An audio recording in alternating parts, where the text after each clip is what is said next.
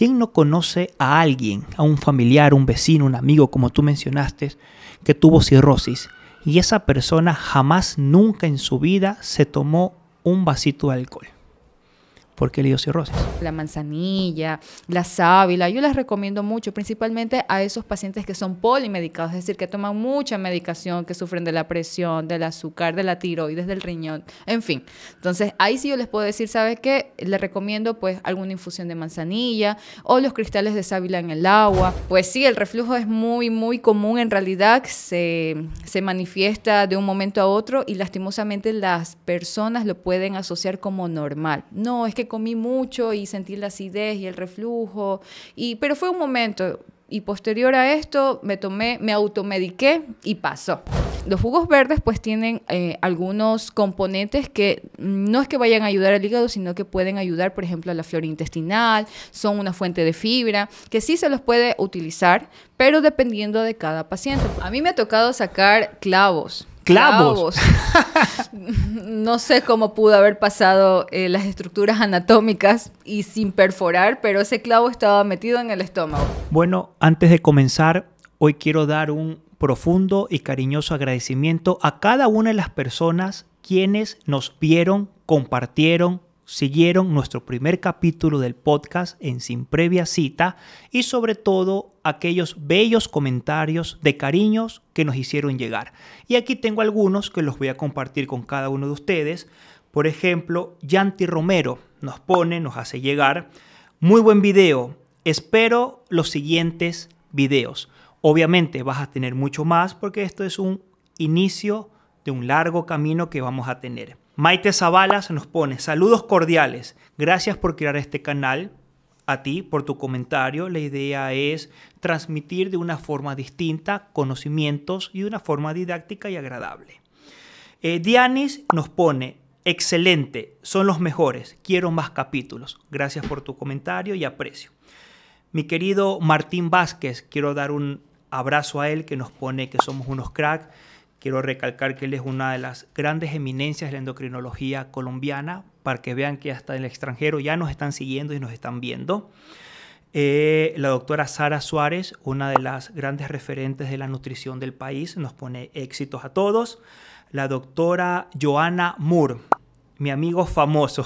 Bueno, un mensaje de cariño de ella también. Pero bueno, empecemos el día de hoy. Hola. Bienvenidos a Sin Previa Cita, el podcast de Clínica Santiago. Soy el doctor Gabriel Santana y hoy no hablamos como un consultorio, sino como amigos. En cada episodio, un invitado nos contará sus experiencias y consejos sobre salud, porque detrás de cada diagnóstico hay una historia que contar. ¿Nos acompañas?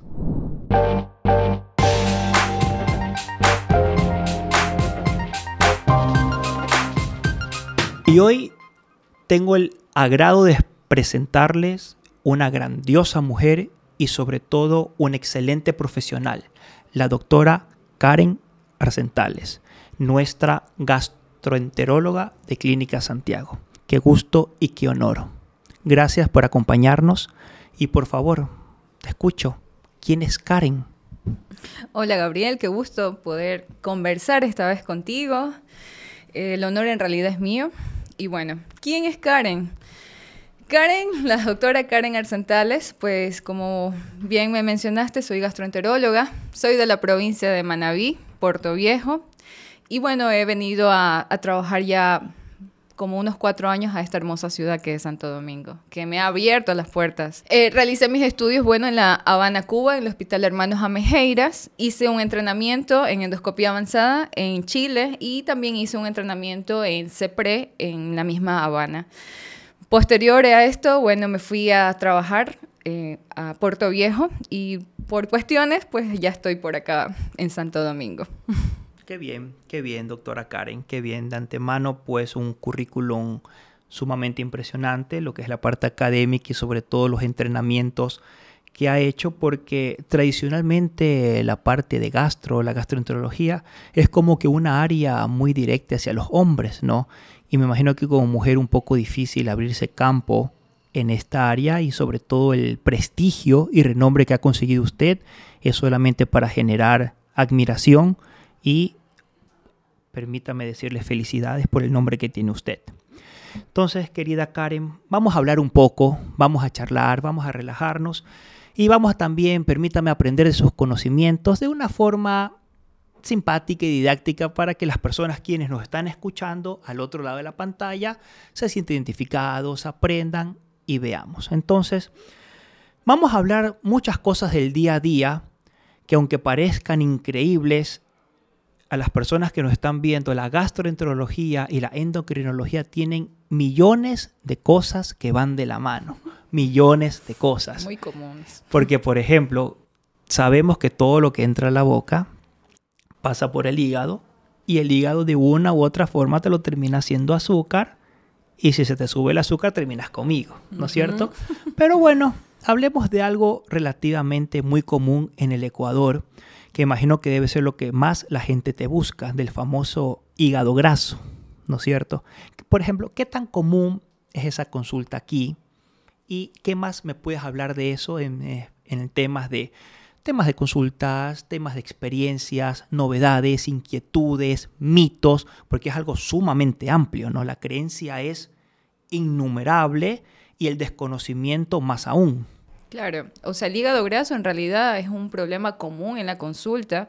Hay algunas personas que manifiestan que tener hígado graso es probablemente una regurgitaciones o es acidez. Entonces, desde ahí también partimos el motivo de la consulta.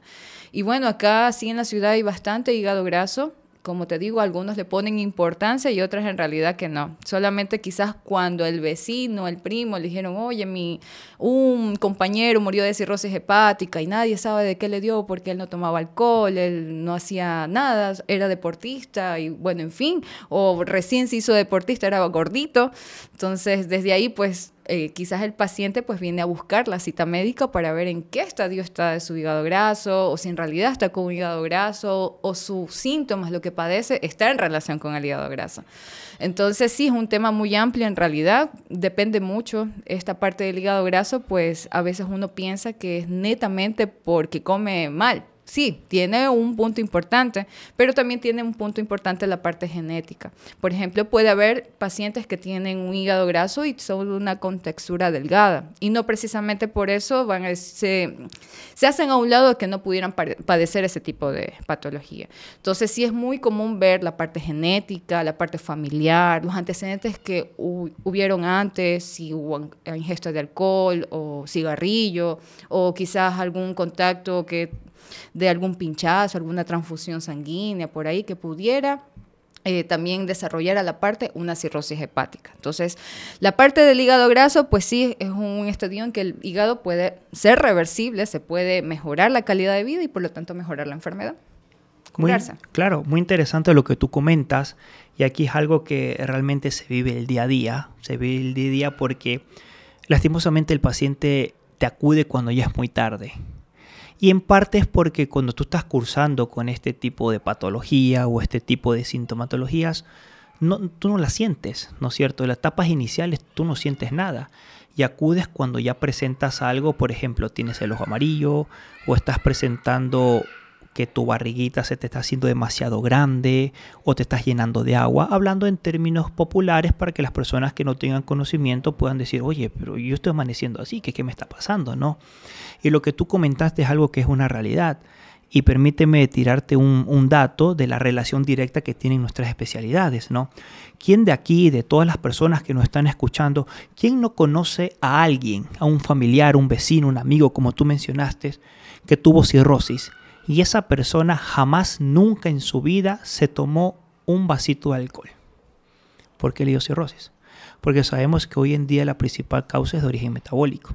Tema diabetes, tema colesterol, tema glicéridos, la obesidad propiamente dicha, que te hacen una degeneración a nivel hepático. Entonces, ahí tenemos la relación y la importancia del trabajo en conjunto que nosotros manejamos y vemos nuestros pacientes día a día. Entonces, Karen, hay otro tema que tú mencionaste y me pareció fabuloso, que esto sí la gente viene y llega muy continuamente y me llegan a mí. Y sé que te llegan mucho más a ti. Por ejemplo, los pacientes me dicen, doctor, estoy con un dolor de tiroides terrible. Y yo me quedo viendo, a ver, no la tienes grande, que el término correcto es un bocio, no está aquello. Y me pongo medio a investigar, a hablar, charlar, ¿no? Y puedo llegar a la conclusión que lo que tiene es un poco de reflujo, un poco de acidez. Entonces, eso es otro tema que la gente no le da una importancia, que desde mi punto de vista considero que hay que manejarlo y si es posible cortarlo de raíz lo antes posible. ¿Qué me puedes tú comentar a esto? Claro, muy común decir que inclusive a los pacientes que se les puede ver de reflujo me dicen, doctor, ¿y no puede ser la tiroides? Entonces nosotros quedamos, ¿pero por qué? Y lo mismo, porque me duele, es que me duele aquí. Entonces uno se queda como pensando, pero indagando, haciendo una buena historia clínica, pues sacamos los antecedentes y quizás probablemente sí está asociado a un hipotiroidismo, un reflujo, o sea, no hay que descartar, pero no es por el cual la sintomatología que viene a la consulta. Pues sí, el reflujo es muy, muy común, en realidad se manifiesta de un momento a otro y lastimosamente las personas lo pueden asociar como normal. No, es que comí mucho y sentí la acidez y el reflujo, pero fue un momento y posterior a esto me automediqué y pasó. Entonces eso también viene algo muy importante porque las complicaciones que tiene la enfermedad por reflujo son muy importantes y dentro de estas está el esófago de Barrett. Entonces sí es muy importante poder totalmente cambiar el estilo de vida para poder sacar la parte del reflujo, o sea, para evitar ese cáncer de esófago. Entonces sí es un tema muy amplio, es un motivo de consulta muy común también, al igual que la dispepsia. Todo el mundo está con distensión abdominal, todo el mundo refiere eructos, refiere flatos y lo asocian como que me cayó mal esa comida o que esa comida estaba mal preparada o que estaba guardada y lo asocian a esa manera de normal o justificándole. Pero a la larga pues podemos saber que probablemente ese paciente sea un síntoma muy inicial de un cáncer gastrointestinal. Entonces sí es muy importante esta parte del reflujo, de esa sensación de distensión o hinchazón, que comúnmente le dicen me hincha la panza por todo lo que como, si tomo agua igual me hincho. Entonces sí hay que tomar mucho ojo y no automedicarse porque ahí es donde viene el problema. Ya cuando vienen a la consulta de la especialidad pues ya el paciente ya tiene una etapa avanzada probablemente de un cáncer. O quizás esté asociado, por ejemplo, al estrés o esté asociado a algún medicamento nuevo que haya tomado, en fin. Entonces sí hay que investigar eso y se puede prevenir en realidad muchísimas cosas. Karen, déjame decirte que escucharte, aparte de aprender, genera miedo, porque uno asocia unas cosas que creo que pueden ser tan comunes y quiero hacerte aquí un pequeño extracto de lo que tú dijiste. Por ejemplo, como algo, porque muchos pacientes me dicen, doctor, le cuento que comí esto y se me hinchó la barriga, se me infló la barriga, usando en palabras de nuestros pacientes, ¿no? Luego la terminología tal vez no se la podamos utilizar. Pero yo te pregunto, esto lo pregunto yo como Gabriel Santana, ¿hasta qué punto una ingesta de comida puede llegar a ser una inflamación de barriga, digamos, normal? ¿O hasta qué punto yo digo, no, esto ya no es normal? ¿Qué tengo que hacer yo? No, ya tengo que buscar una ayuda pertinente o tengo que buscar una valoración. Porque considero yo que algún momento tiene que ser normal. ¿Cuándo pasa a ser anormal? Ese momento que se me está inflando la pancita, por ejemplo. O sea, la parte normal es que todo después de una comida, igual copiosa, porque depende mucho del alimento. Por ejemplo, copioso me refiero a si que tiene mucho colorante, si es alta ingesta de grasa, si tiene mucha pimienta, el ají. Entonces, obvio, nuestro cuerpo comienza, o por ejemplo son carnes, nuestro cuerpo comienza a liberar más enzimas y esas enzimas pueden alterar lo que comúnmente ahorita se habla mucho de la flora intestinal y que puede causar esta distensión. Entonces, sí, puede quizás el paciente lo relaciona con una comida grasa, pero no lo relaciona, por ejemplo, con una comida sana. No, es que me hice solamente un bistec o algo muy a la plancha, igual me llené de gases. Entonces, ahí viene ya la parte anormal, ya cuando comienza a cambiar tu estilo de vida, ya te comienza a incomodar, decir, ok, esto no está bien, ya me está molestando. Y aparte, pues tomar en cuenta pues los signos de alarma, si es que aparte de esa distensión o esa hinchazón de la barriguita, tiene pérdida de peso, hay náuseas, hay, por ejemplo, cambio de las deposiciones, es decir, que un día estás con diarrea y el otro día estás con estreñimiento y que en esas variaciones de esas heces fecales, pues haya la parte de moco o sangre. Entonces ya son signos de alarma que sí hay que buscar una ayuda oportuna y no automedicarse, es que ese es el problema. Sí he encontrado a full gente que tiene estos síntomas iniciales hace unos 3, 4 meses y probablemente llegan a mí ya después de este tiempo, se les hace ya los estudios más de especialidad y oh sorpresa, pues se encuentra con algo que probablemente se pudo haber prevenido hace tanto tiempo. ¿Pero qué? Pero el paciente va a la farmacia y bueno, se da el omeprazol, el magaldrato, macimeticona, todo eso y les pasa. Claro que les pasa porque mejor es sintomático, pero no están dando propiamente la cura. Entonces ahí sí es muy importante pues ver la parte de la especialidad y ver qué factores pueden contribuir a eso, qué factores de riesgo tienen. Oye, qué interesante, qué interesante. Y otro tema que yo también lo veo, independientemente que no es mi área, porque los pacientes me consultan, me dicen y lo comentan con algo tan común, tan relativo, que es, por ejemplo, asociando lo que tú me acabas de manifestar, ¿qué relación hay en esta parte que acabamos de manifestar y aquel paciente que, por ejemplo, te tiene un problema gástrico relacionado a Helicobacter pylori? ¿Cómo yo sé si esa distensión, ese problema gástrico o algo puede ser Helicobacter pylori o eso se manifiesta de una forma totalmente distinta? No, Gabriel, estás equivocado, son dos mundos totalmente paralelos. ¿Cómo yo puedo orientarme a eso? ¿Cómo yo le puedo orientar a mis pacientes? No, esto es lo otro y pues, busquemos así para que ya sea más fácil tu ida hacia el gastroenterólogo en este caso. Claro, ¿cómo podemos saberlo? En realidad son exámenes específicos. El Helicobacter pylori, pues sí, la bacteria que en realidad tiene una alta incidencia de formar úlceras y formar cáncer propiamente gástrico, sí es muy importante poderla estadificar, principalmente como Ecuador tenemos una alta incidencia y prevalencia de cáncer gástrico y también cáncer colorectal, entonces sí es muy importante poder estadificarlo. Ahora, ¿cómo nosotros lo vamos a saber? Pues a través de muchos exámenes. Hay unos que son muy específicos y que son al 100% tienen una alta sensibilidad y especificidad, es decir, que si aparece negativo es porque en realidad no lo tienes. Y en este caso, pues hablamos de una endoscopía con una biopsia. En esa biopsia, pues se puede ver el Helicobacter pylori. Pero también se puede hacer exámenes de heces fecales para valorar la presencia o no de este antígeno de esta bacteria. Entonces, sí son como que propiamente decir, sabes que la distensión abdominal o la parte quizás de regurgitaciones estén o no estén asociados al Helicobacter pylori, en realidad lo va a descartar los exámenes, ¿ya? Los exámenes. Porque al final, en gastroenterología, toda la sintomatología hay que pensar en todo. Nosotros somos un mundo. Por ejemplo, igual cuando me imagino que has de tener algún caso de hipotiroidismo. Claro. Siempre le han de venir, le han de decir, ¿sabe qué, doctor? Tengo estreñimiento.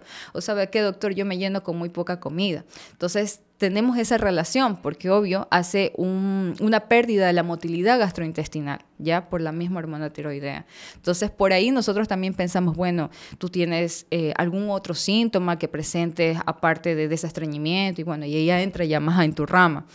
Pero sí estamos muy ligados. Entonces, saber precisamente por un signo o un síntoma que presenta el paciente y decir, bueno, hay muchos diagnósticos, pero lo descartamos pues con las pruebas específicas.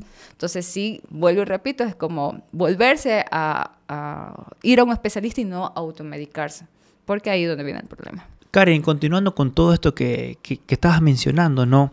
Se me parece súper interesante todo relacionado al mundo de las gastritis y permíteme comentarte una situación rara. Yo lo digo raro porque nunca antes me había pasado. Hoy estaba atendiendo una mujer, una señora ya mayor, por un tema de diabetes. Y me dice que también sufría de gastritis. Yo le digo, bueno, pero usted no me comentó de su gastritis, ¿qué medicina tomaba, no? Para poner en la historia. Me dice, no, doctor, es que yo para la gastritis me tomo de 2 a 3 gotitas de sangre de drago. A mí me impactó, nunca había escuchado eso. Entonces, tú como especialista del área, ¿qué opinas? ¿Crees tú que, sirve, no sirve? ¿Qué mitos tienes tú referente a esas cosas? ¿Qué nos puedes decir? Bueno, es algo también muy común que vienen, porque aquí tenemos muchas áreas de centros naturistas y confían mucho en las partes naturales. Y sí, es muy cotizado la parte esta de la sangre de drago y bueno, otros productos más, pero para mi consideración, pues no, porque no se debe ser utilizado. Nosotros tenemos no solamente el estómago, sino tenemos otros órganos que nos ayudan a la función de metabolización. A pesar de ser natural, no significa que por ser natural vaya a ser bueno. ¿Por qué? Porque, por ejemplo, en este caso, pues tenemos a la parte del hígado que nos ayuda a metabolizar todas las toxinas, todos los productos. Entonces, supongamos que esa paciente, por quizás su antecedente de diabetes, ya debe tener de ley un hígado graso o probablemente ya un grado de fibrosis hepática, ya el hígado está un poco duro. Entonces, se toma esa medicación natural y hace trabajar a ese pobre hígado enfermo. Entonces, ahí hay un punto en que yo por lo menos no les recomiendo. Pero, por ejemplo, qué sé yo, otras cosas naturales como la manzanilla, la sábila, yo les recomiendo mucho, principalmente a esos pacientes que son polimedicados, es decir, que toman mucha medicación, que sufren de la presión, del azúcar, de la tiroides, del riñón, en fin. Entonces, ahí sí yo les puedo decir, ¿sabes qué? Les recomiendo pues alguna infusión de manzanilla o los cristales de sábila en el agua, inclusive... hubo una ocasión en un paciente de que había probado todos los supositorios habidos y por haber en la parte de unas hemorroides. En realidad, más que hemorroides, era una fisura. Y bueno, él mencionaba que esta fisura, pues cada vez que se ponía un supositorio o una cremita, le ardía, que era peor, que estaba ya esa parte de atrás, pero bien escandalosa. Entonces, lo que yo le mencionaba era que... cogiera la parte de la sábila, los cristales de sábila y los ponga a la parte de la refrigeración y se los coloque, no introducir, sino por la parte de afuera que está lastimada, lacerada. Y le cuento que le fue súper bien, aparte de los otros medicamentos que le envié, que se controló en realidad la parte del estreñimiento. Entonces, el paciente comenzó a evolucionar, pero obvio fue una evolución poco a poco, porque decir que, bueno, se pone algún producto natural allá atrásito, entonces ahí es un problema, porque no todo funciona y no todos somos iguales y no todos son las mismas sintomatologías, no todos vienen por la misma causa. Entonces, eso sí es muy individualizado. Entonces, siempre es importante conocer propiedades de ciertos productos naturales, pero tomar en cuenta que quien te lo vaya a recomendar vaya a ser alguien que sepa de medicina o alguien que tenga en relación con la salud, para poder decir, ¿sabes qué? Si te puede hacer bien esto, ¿sabes qué? No hagas esto porque puede empeorar el cuadro. Entonces, eso sí hay que tomar mucho ojo porque no vayan a decir la sábila, me voy a poner atrás, no. Entonces, eso sí es muy individualizado y en ciertos casos. No, claro, interesante que lo traigas a cotación. Y otra parte, lo que tú acabas de mencionar, ¿no? Aquellas personas que tienen múltiples pastillas que toman al día por sus diferentes enfermedades y todo, y sabemos que de una u otra manera tal vez el hígado puede salir, digamos, más afectado de lo normal. Y quiero hacerte una pregunta que creo yo que es un auge terrible. Tú te metes en las redes sociales, ¿quién no lo hace? O sea, desde el más simple hasta el más famoso. Quiero tu opinión, los famosos jugos verdes, los famosos jugos detox. ¿Eso realmente sirve para desintoxicar el hígado o es puro cuento? Eso también, bueno, todo es, yo siempre le hablo de mucho neuromarketing en toda esta situación y más que todo porque vivimos en una actualidad en que la parte física es lo que más vale antes de alguna otra cosa. Entonces, esta parte de los jugos verdes, pues no es que le ayuda al hígado, o sea, el hígado ya tiene su función. Él ya está funcionando, él tiene la capacidad de poder metabolizar todos los productos. Yo siempre digo que el hígado es el carrito recolector de basura. Entonces, todo se metaboliza ahí y él tiene esa capacidad para poder hacerlo. Ahora, los jugos verdes pues tienen algunos componentes que no es que vayan a ayudar al hígado, sino que pueden ayudar, por ejemplo, a la flora intestinal, son una fuente de fibra, que sí se los puede utilizar, pero dependiendo de cada paciente, porque hay pacientes que probablemente no puedan consumir algún tipo de alimento que contengan ese juguito verde, entonces le va a hacer, qué sé yo, más distensión o vaya a complicar alguna enfermedad que tenga de base. Pero sí, para desintoxicar, no, ya tiene propiamente la parte del hígado su función. Entonces, para ayudarlo, pues no, pues sí es una fuente bastante de fibra, de vitaminas. La parte verde pues tiene la clorofila, entonces esa también me ayuda con la parte de la oxigenación y regeneración celular. Entonces, eso sí está muy evidenciado. Pero no es que por eso que lo pongan como que lo suplanten como un desayuno. Solamente me tomo el jugo verde y ese es el desayuno y se acabó. No, que puede ser algo adicional, pero siempre contando de un desayuno pues balanceado. Pero que ese es un mito lo que tienen, que ayuda a desintoxicar, pues no. Es claro, una fuente que puede ayudar, pero no es precisamente para el hígado, sino tiene otras funciones que obvio el paciente pues va a sentir mejoría. Si es que está estreñido y con la fibra que tiene ese jugo, va a poder hacer sus deposiciones normales. Entonces dice, ya me siento, ya el hígado me bajó, ya el hígado me desinflamó. Y entonces es en relación pues a que probablemente pues ya su ritmo defecatorio está mucho mejor. Oye, qué interesante. Oye, y ahorita que traes aquí sobre la mesa el tema del estreñimiento y la mejora del acto defecatorio, o sea, de ir al baño, ¿no? Tengo una pregunta que es súper común o tal vez inquietante que nadie sabe. ¿Qué es lo normal de ir al baño a hacer sus deposiciones? ¿A qué uno lo llama normal? Porque hay pacientes que me dicen, yo le pregunto, disculpe, ¿usted sufre de estreñimiento? ¿Soy ir al baño? Sí, doctor, yo voy cada 2-3 días. Ellos consideran que es normal, sabiendo que no. Y otros pacientes me dicen, sí, doctor, normal como todo el mundo, 3, 4, 5 veces al día. Entonces, ¿qué me puedes decir tú respecto a eso? Bueno, en relación con la parte del estreñimiento, pues eso sí también, a veces el paciente tiene el mal concepto de decir que estreñido es porque tú no vas 2 o 3 veces, o sea, solamente vas 1 o 2 veces a la semana.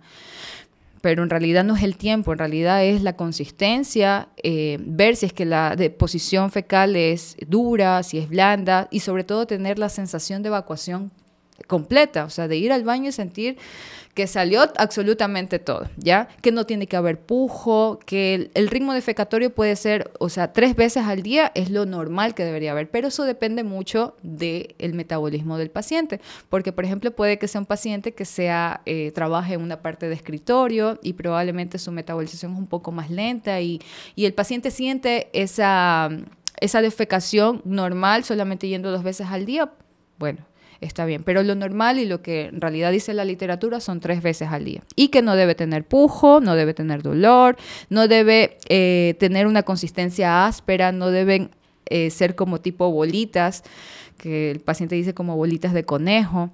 No tiene que tener moco ni sangre y sobre todo esa sensación de evacuación completa, que es lo que el paciente debería tener. Entonces, en este caso, pues ahí nosotros si cumplimos todas esas características, bueno, sí, tenemos una defecación normal, ¿ya? Pero si hay una que comienza a fallar y que probablemente diga, un día hago bien mis deposiciones normales y al otro día hago puras bolitas. Entonces, ahí hay un trastorno evacuatorio. ¿Qué está pasando? O está falta de agua, o está falta de fibra, o está falta de actividad física. Primero ver la parte de actividad diaria, de la vida cotidiana. Y ya después de eso, y ahí sí ver qué más puede ser. Si puede ser un estreñimiento orgánico, un estreñimiento por un cáncer, o un estreñimiento funcional porque estás sedentario, o estás tomando algún medicamento que puede hacer que ese tránsito se vuelva lento. Entonces, sí hay que tomar en cuenta esa situación. Oye, qué interesante, ¿no? Uno realmente aprende mucho y esto es un mensaje muy claro para todas las personas que nos escuchan, que si vas al baño y te sientas y pujas, busca a tu médico. Karen, déjame hacerte una pregunta, una cosa, porque ¿quién de aquí nosotros cuando éramos tal vez jóvenes, estudiantes, veíamos las películas de médicos, tantas series que hay y llamaban a los gastros, incluso cirujanos? Había un corre-corre, una emergencia, el típico niñito que se tragaba una moneda, la tenía atorada y no, llamen al gastro que se la saque por los procedimientos endoscópicos que tú realizas. Pero tú te has encontrado tal vez con algún otro objeto extraño, te has encontrado tal vez con algún adulto que sea alguna otra cosa, algún alimento, algo, qué sé yo, las típicas espinas de pescado, una pata de cangrejo, me invento yo, no sé, porque son cosas que suelen pasar, ¿no? Y que la gente tiene miedo, ¿no? Dice, no, yo no como eso porque vi tal persona que se la tragó, se metió algo y quedó ahí. Claro, sí. A mí me ha tocado sacar clavos. ¿Clavos? No sé cómo pudo haber pasado las estructuras anatómicas y sin perforar, pero ese clavo estaba metido en el estómago. Por suerte no perforó nada, o sea, no dañó ninguna estructura. Pero en el momento de sacar, o sea, no era uno, habían 2 y más o menos era unos 10 centímetros. Entonces, eso sí fue como un poco trabajoso poder sacarlos para que no vaya lastimando. O sea, claro, no rompa nada. Exactamente. Y bueno, por suerte la paciente salió bien de ese procedimiento. Lo otro también que en un momento también lo vi era la parte de un hueso de chancho, de cerdo, ¿ya? Pero lo que me llamaba la atención de ese hueso de chancho, porque era grande, o sea, era hueso, es que tenía carne. O sea, uno dice, bueno, me estoy chupando el hueso y ya se me fue. Pero tenía carnecito, ¿sabes? Como que se le hubiera, la palabra, tragado. Totalmente. Entonces, el momento de sacar, o el momento de ver por endoscopía, yo me doy cuenta y le digo, pero esto parece que no está ni siquiera masticado, nada. Y saco y literal que era el pedazo que no lo había ni mordido. No sé cómo pasó eso, según me refiere el paciente que estaba comiendo y que en un momento se rió a carcajadas y se fue. O sea, ya cuando lo iba a morder ya se le había ido. Quizás se moría de hambre y le dio vergüenza decirle eso. Capaz. O sea, por seguro en comer. Nadie sabe, pero claro, bueno, no. Es lo que me refirió el paciente. Pero bueno, también fue un procedimiento exitoso, no tuvo complicaciones posteriores y bueno, lo típico que siempre sabe llegar es las dentaduras. Y eso también es un punto muy importante porque nosotros con la parte de gastroenterología o del tubo digestivo tiene una función importante de la digestión y la digestión empieza desde la boca, desde los dientecitos, la masticación. ¿Y qué pasa con esos pacientes que a veces tienen unas dentaduras que no están en buen estado? Entonces, ahí viene una mala masticación y por lo tanto, si hay una mala masticación, por lo tanto hay una mala digestión. Es decir, la flora intestinal se comienza a aumentar, comienza a tener problemas, igual una liberación excesiva de enzimas para poder triturar o degradar ese alimento que no ha sido masticado bien. Entonces, ¿qué ha pasado? Siempre es muy común con los adultos mayores que tienen sus plaquitas, les gusta dormir con sus plaquitas de dientes y en el momento quizás del sueño profundo, pues la plaquita está tan... se mueve mucho, flojita y se la traga. Entonces el abuelito, obvio, o el adulto mayor se levanta asustado pues y se da cuenta que no tiene la plaquita. Entonces, ahí sí me ha tocado ir hasta emergencias en la madrugada a sacar la placa. Entonces, eso sí hay que tomar mucho en cuenta porque, por ejemplo, si tienen algún familiar, no intenten hacerlos vomitar, no intenten maniobras porque pueden perforar. Y si perforan tanto el esófago o alguna otra estructura, créanme que les va a salir más caro. Y peormente las complicaciones que puede tener. Entonces, es muy importante tomar en eso, no inducir al vómito, ir a la casa de salud, a la clínica acá, aquí tenemos con todos los especialistas y todos los instrumentos para poder sacar todo tipo de objetos que se vayan al esófago, entonces es muy importante poder buscar al especialista y no intentar. Lo barato sale caro. Claro, y más que caro, el riesgo de salud, el riesgo de vida, porque imagínate, uno por intentar, obviamente de buena manera, entre la desesperación del desconocimiento de un familiar, trata de sacarle la dentadura a un padre, a un abuelo, o a una hija, a un hijo, algo que se introduce en la boca, estás rompiendo el esófago. Imagínate, ¿qué vas a hacer ahí? Claro, no, o sea, terrible. Bueno, ni me quiero imaginar. Y algo para traer aquí, dejar muy recalcado que todo esto que estamos conversando es para aprender. Estamos compartiendo experiencias, estamos compartiendo anécdotas para las personas quienes nos están escuchando, pues digan, oye, esto me puede estar pasando. Esto siempre lo vamos a recalcar en cada uno de nuestros podcasts porque tal vez es una de las formas de crear conciencia y crear prevención a cada una de las personas quienes nos están escuchando. Entonces, mi querida Karen, para llegar a nuestra parte final, quiero que nos des a cada una de las personas a quienes nos están escuchando aquí algunos consejos como de salud digestiva relacionados a lo más común que te llega a ti. Bueno, las recomendaciones, primero, y más que con recomendación, es mencionarles que la sintomatología digestiva no hay que tomarla como juego y no hay que ignorarla. Nuestro cuerpo habla y de muchas maneras. Hay veces que nosotros estamos en el diario vivir, en el trabajo y bueno, vino una sintomatología digestiva y lo obviamos, pues no. Ya llegamos a un momento en que nuestro cuerpo se cansa, nuestra mente se cansa y comienza la sintomatología. Entonces sí es muy importante que saber que tanto la dispepsia, la distensión abdominal, los eructos, las regurgitaciones, todo eso, el estreñimiento, la diarrea, pues puede ser una manifestación de que debes hacer un par en tu vida. Algo está sucediendo, estás acelerado o tienes que quizás cambiar algún hábito que tengas. Entonces, dentro de las recomendaciones para tener una buena salud digestiva, pues tenemos la ingesta de agua, mínimo de 2 litros y dependiendo mucho de la actividad física que se haga en el día. La ingesta de fibra para poder tener una buena defecación. Asimismo, el uso de probióticos que pueden ser tanto comerciales como también en la ingesta de ciertos alimentos que encontramos en nuestra casa. La parte de la actividad física, no es necesario ir a un gimnasio estar ahí tanto tiempo, porque el ejercicio que necesita la parte digestiva es el ejercicio cardiovascular. ¿Y a qué me refiero con eso? Por ejemplo, saltar la cuerda, caminar a paso largo por lo menos unos 30 minutos, hacer el trote. Entonces, todo eso nosotros lo podemos hacer inclusive en nuestra casa. Asimismo, también, pues, comer a horas adecuadas, no hacer el ayuno prolongado, eso es muy importante, porque a veces por trabajo obviamos, no sé, el desayuno y hacemos desayuno y almuerzo completo. No, hay que desayunar, almorzar y merendar. Y dependiendo del trastorno digestivo que se tenga o de la enfermedad de base que se tenga, pues a veces se pueden hacer hasta 5 comidas al día. Lo más importante es tener que en nuestro cuerpo, en el estómago principalmente, pues el alimento para que pueda cumplir su función correctamente.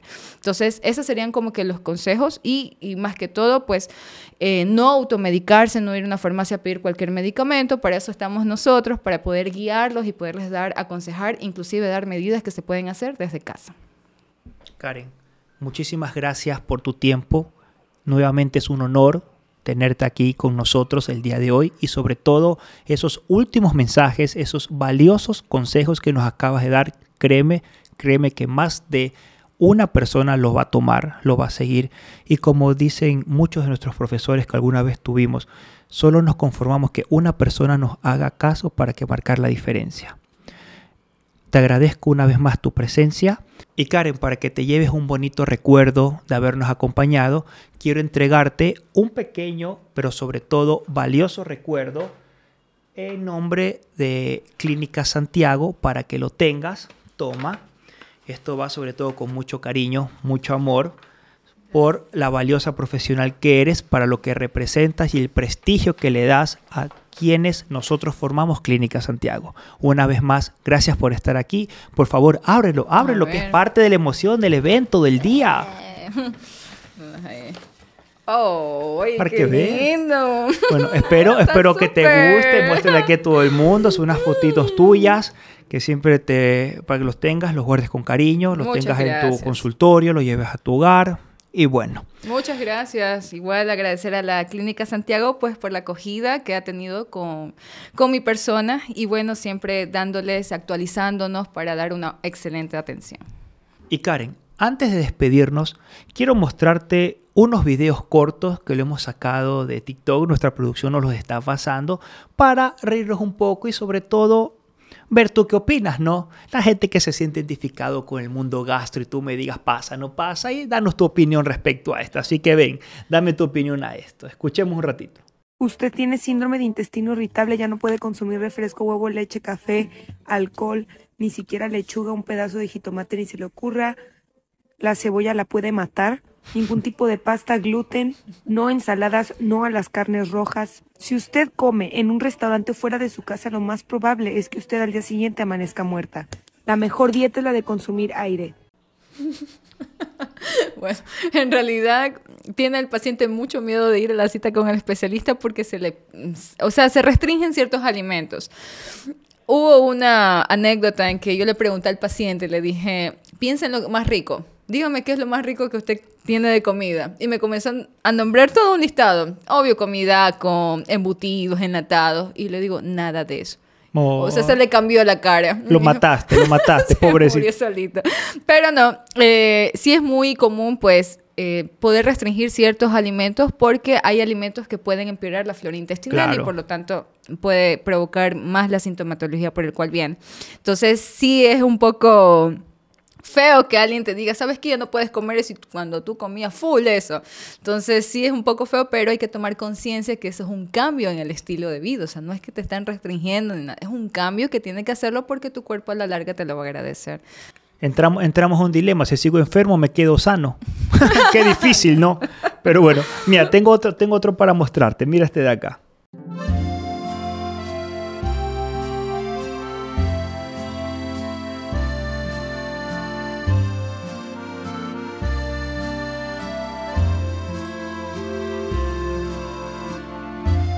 Oye, qué bestia, ¿no? Esto de aquí es lo que yo lo vivo todos los días. ¿Tú qué crees de esto? Bueno, en relación con eso, pues, dependiendo de a qué hora ella se vaya a acostar a dormir, porque mínimo tiene que esperar 2 horas antes de irse a dormir después de haber merendado. Entonces, sí hay ciertos horarios, pero eso también depende mucho porque nosotros acoplamos a nuestro tubo digestivo a nuestros horarios. No nuestro cuerpo no nos domina, sino que nosotros mismos dominamos al tubo digestivo. Es decir, que si tenemos unos buenos hábitos, es decir, tenemos tiempo, a las 7, 8 de la mañana, pues yo desayuno, al mediodía almuerzo y a las 6 de la tarde meriendo, pues nuestro tubo digestivo se va a acoplar a eso y va a tener un buen ritmo digestivo. Entonces, sí hay que tomar en cuenta pues los horarios y más que todo, si es que tiene un reflujo la chica y estar comiendo sandía a las 7:59 de la noche, pues, va a amanecer mal, literal. Pobrecita, pobrecita. Vamos a ver esto de acá.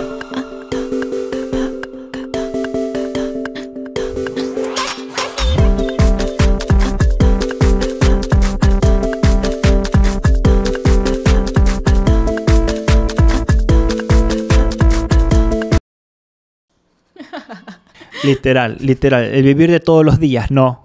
Todos los días. Y vienen a la consulta solo para decir, si es que ya puedo comer, doctora, esto. Le digo, eso depende de tu cuerpo y cómo hemos evolucionado.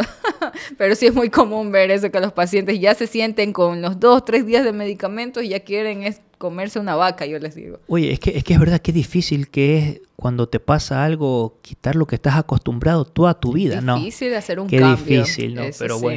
bueno, nada es imposible en esta vida. Nada. Tomando conciencia, nada es imposible.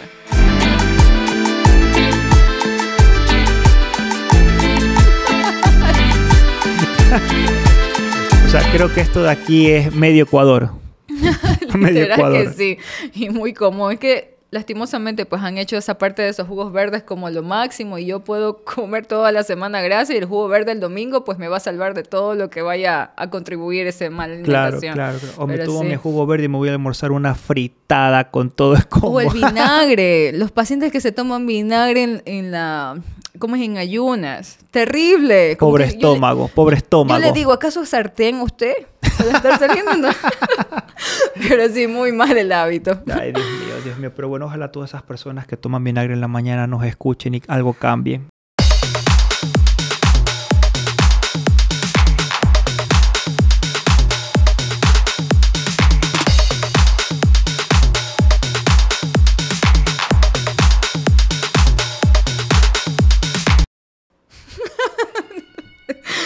Hay que tomar en cuenta con ese video, porque a veces no es que engañemos, sino es que imagínense que tomar una medicación, te preguntan, a veces hay medicamentos que yo no los consumo, nunca los he probado, o probablemente ningún familiar o alguien a mi alrededor los ha consumido, y me preguntan, doctora, ¿esta medicación sabe bien? Principalmente con los jarabes. Claro. ¿Esto sabe bien? Entonces uno se queda como que, sí, debe saber bien, pero tienes que tomártelo, o sea, recalcando que tienes que cumplir con la indicación, tenga un buen sabor o un mal sabor, tienes que cumplir. Ya me imagino, sí, la doctora me dijo que sabe delicioso, te Sabe lo tomas, vainilla. chuta, te mata ese jarabe, ¿no?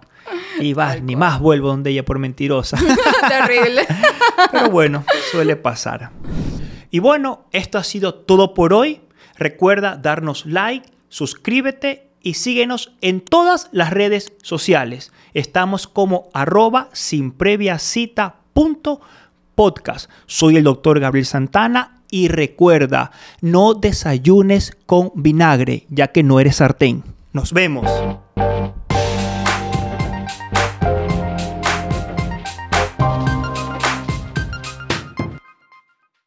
Soy el doctor Gabriel Santana y hoy no hablamos como... Disculpa mía, que no he grabado nada. Vamos. Un entrenamiento en endoscopía avanzada, ¿ya? Igual en Santiago, en la... Ay, córtala.